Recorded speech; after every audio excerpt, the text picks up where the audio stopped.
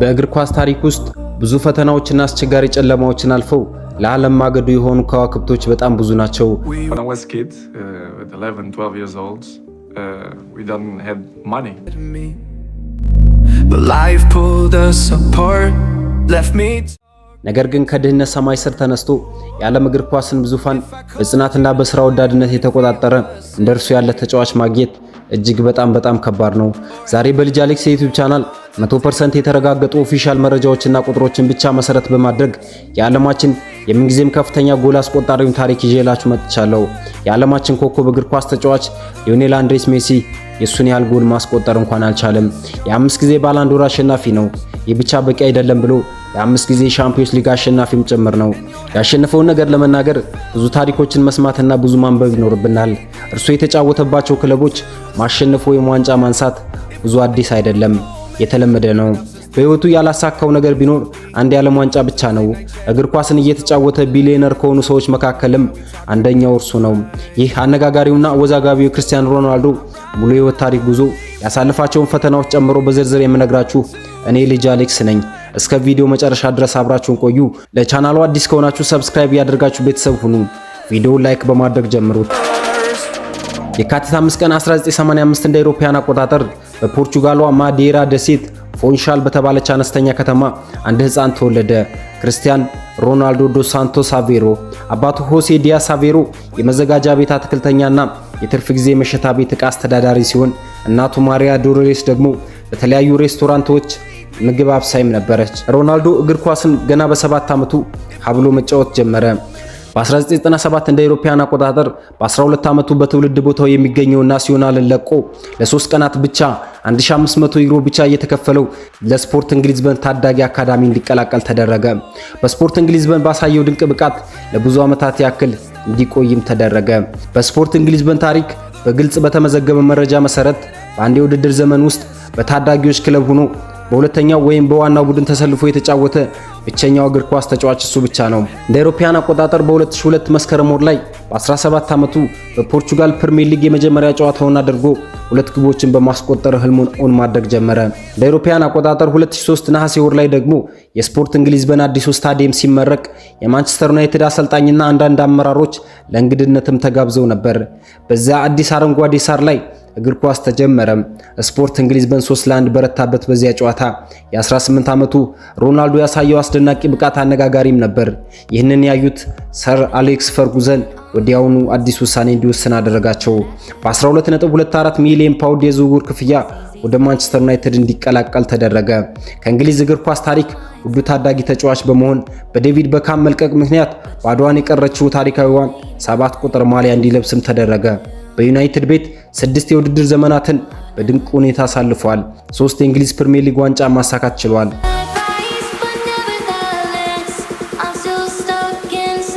በ2007፣ 2008 እና 2009 አንድ የሻምፒዮንስ ሊግ ዋንጫ፣ በ2008 አንድ የፊፋ ክለቦች ዓለም ዋንጫን ማሳካት የቻለ ብቸኛው እግር ኳስ ተጫዋች ነው። በ2007፣ 2008 የውድድር ዘመን በሁሉም ውድድሮች ላይ 42 ጎሎችን በማስቆጠር የፕሪሚየር ሊጉ ከፍተኛ ግብ አግቢ በመሆን የመጀመሪያውን የወርቅ ጫማ አሸናፊ መሆን ቻለ። በ2008 እንደ አውሮፓውያን አቆጣጠር የመጀመሪያው የፊፋ ባላንዶር አሸናፊ መሆን የቻለ ብቸኛው እግር ኳስ ተጫዋች። ሪያል ማድሪድ እሱን ለማስፈረም ብዙ ከፍና ዝቅታ ነበረበት። 2009 ላይ እንደ አውሮፓውያን አቆጣጠር ሪያል ማድሪድ ከማንቸስተር ዩናይትድ ክርስቲያኖ ሮናልዶ ለማስፈረም እንቅስቃሴ ጀመረ። በዚያ ጊዜ የዓለም ውድ የዝውውር ዋጋ በሆነ በ80 ሚሊዮን ፓውንድ ሮናልዶን አስፈረመ። በሳንቲያጎ በርናቤው ስታዲየም 80,000 ደጋፊዎች የሚገኙበት ታሪካዊ አቀባበልም ተደረገለት።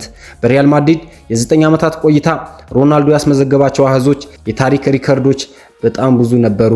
438 ጨዋታዎችን አድርጎ 450 ጎሎችን በማስቆጠር የሪያል ማድሪድ የምንጊዜም ከፍተኛ ጎል አግቢ መሆን ቻለ። በአማካኝ በአንድ ጨዋታ 1 ጎል እና ከዛ በላይ ማለት ነው። 4 የሻምፒዮንስ ሊግ ዋንጫ ማሸነፍ ቻለ። ከ2016 ጀምሮ ለ3 ተከታታይ ዓመታት የሻምፒዮንስ ሊግን ማሳካት የቻለ ብቸኛው ታሪክ ሰሪ ሮናልዶ። በተጨማሪም 4 የባላንዶር ሽልማቶችን አገኘ።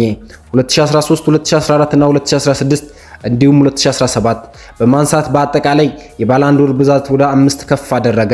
በተጨማሪም 2016 እንደ አውሮፓውያን አቆጣጠር ከፖርቹጋል ብሔራዊ ቡድን ጋር በመሆን የዩሮ 2016 ዋንጫ በማንሳት በሀገሩ ታሪክ የመጀመሪያውን የአውሮፓ ሻምፒዮን አደረጋት።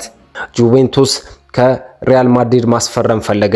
እንደ አውሮፓውያን አቆጣጠር በ2018 በ100 ሚሊዮን ዩሮ ወደ ጣሊያን ጁቬንቱስ በመዛወር 2 የሴሪያ ዋንጫዎችን አሸነፈ። በጣሊያን ቆይታው የዓመቱ ኮከብ ግብ አግቢ እሱ ብቻ ነበር። በ2021 ወደ ማንቸስተር ዩናይትድ ተመልሶ አንድ የውድድር ዘመንን ብቻ በማሳለፍ 24 ጎሎችን ማስቆጠር የቻለ ከአሰልጣኙ ጋር በመጣላት ክለቡን እንዲለቅም ተደረገ። በ2023 መጀመሪያ ላይ ወደ ሳውዲ አረቢያ አልናስር በመዛወር የኤዥያ እግር ኳስ አዲስ ምዕራፍ እንዲከፍትም አደረገ። 2026 የሳውዲ አረቢያ ሊግ የሚጫወትበትን አልናስርን ሻምፒዮን አደረገ። One of the greatest and most natural goal scorers that I've ever seen, Ronaldo. The discipline was unbelievable. I never see this. The discipline is in another level. Every day, some days you can like, oh, I'm okay. He doesn't miss one day, but the discipline to do it every single day, non-stop. This is something else. I think in the moment, no doubt, Ronaldo was the best. ብዙዎቹ ሮናልዶን ለመግለጽ ቃላት ሲያጠራቸውም ተመልክተናል። በአንድ ኢንተርቪው ላይ ሰር አሌክስ ፈርጉሰን እንዲህ ሲል ስለ ሮናልዶ ተናገረ። እኔ ካልሰለጠንኳቸው ተጫዋቾች መካከል ሙሉ በሙሉ የዳበረ ፍጹም ተጫዋች የነበረው እርሱ ብቻ ነበር። ታታሪነቱ፣ ለውጤት ያለው ጥማት ወደዚህ ደረጃ አድርሶታል። ፔሌም እንዲህ ሲል ተናግሯል ስለሱ።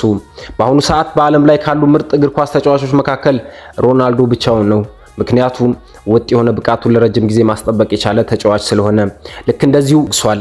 በሶሪያ ጦርነት ለተጎዱ ህፃናት ምግብ፣ አልባሳትና የሕክምና እርዳታ እንዲደርስ የቪዲዮ መልእክቶችና ከፍተኛ የገንዘብ ድጋፍም አድርጓል።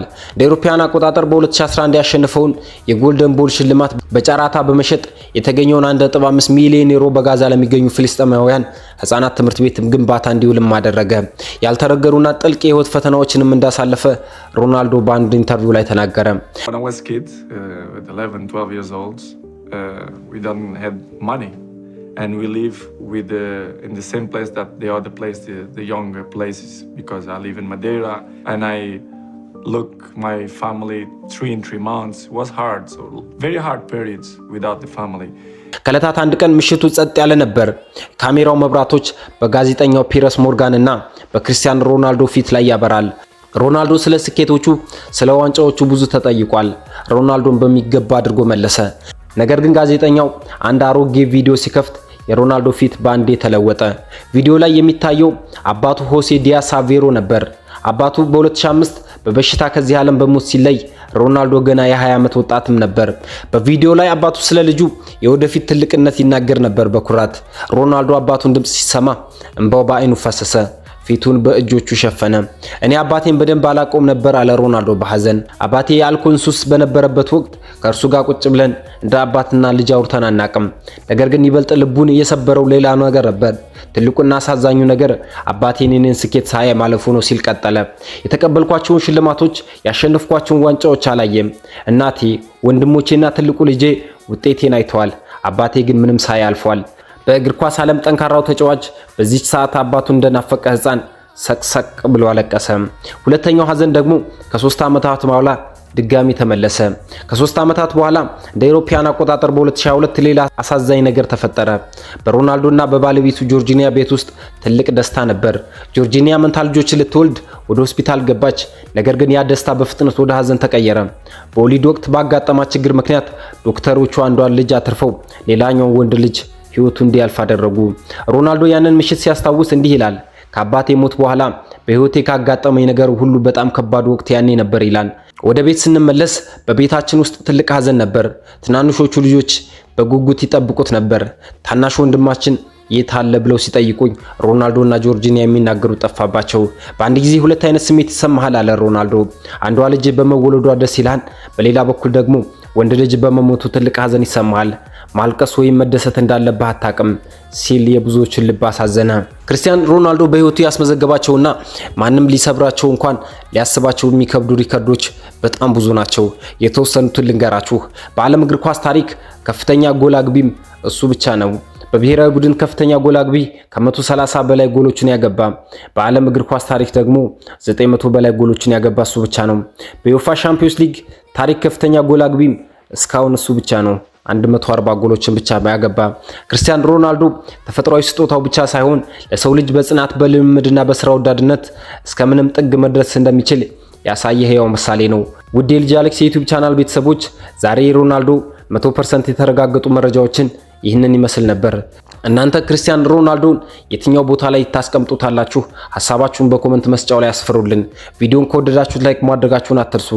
ለጓደኞቻችሁም ሼር አድርጉ። በቀጣይ እንደዚህ አይነትና ጥራት ያላቸው የተረጋገጡ የስፖርት ታሪኮች እንዲደርሳችሁ ደግሞ ለጃሌክስ ዩቲዩብ ቻናልን ሰብስክራይብ በማድረግ የደውል ምልክቷን ይጫኑ። በሌላ አሪፍ ቪዲዮ እስከምንገናኝ ድረስ መልካም ቆይታ፣ ደህና ሁኑ።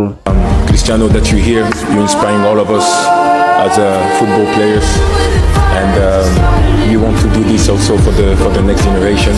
And big thank you again. Have a good night.